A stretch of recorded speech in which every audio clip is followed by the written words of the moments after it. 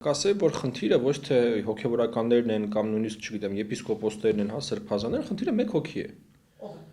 Դա հայաստանյաց եկեղեցու ղեկավարն է, Գարեգին երկրորդն է։ Միակ խնդիրը մի հոգի է, այդ մարդն է խնդիրը։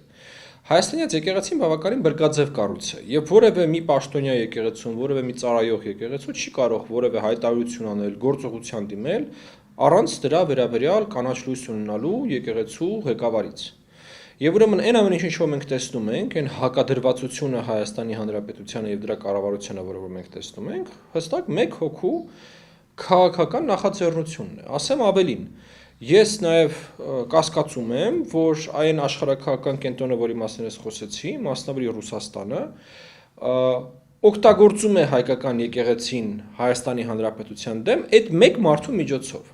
Գիտեք, հայկական եկեղեցին օրինակի տարբերություն վրացական եկեղեցու։ Մեր նախնիները մեզ համար շատ մեծ ժառանգություն են թողել, էլի, ինքը ունի շատ լուրջ պաշտպանական մեխանիզմներ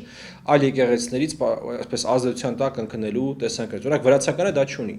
Վրացական եկեղեցին այդ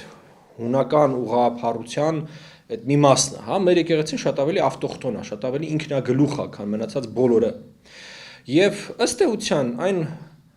խնդիրը, որը որ կա, դա եկեղեցու խնդիրը չի, դա եկեղեցու ինստիտուտների խնդիրը չի, դա մի հոգու խնդիր է։